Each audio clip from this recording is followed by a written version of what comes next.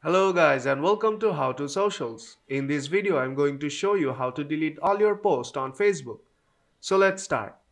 First, open the Facebook app.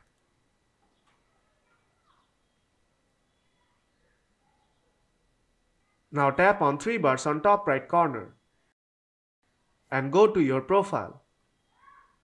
Now tap on the three dots on right hand side. Now go to Activity Log.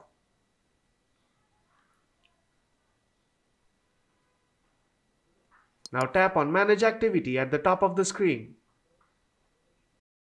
Then tap on Your Post. It will take a few moments. And you will see all of your posts here. All the posts are organized here date-wise.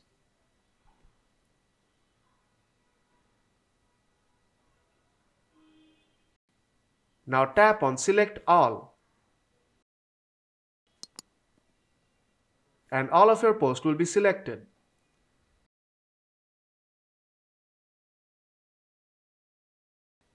Then tap on Trash on bottom right corner. And all of your posts will be moved to trash. Then tap on Trash at the top of the screen.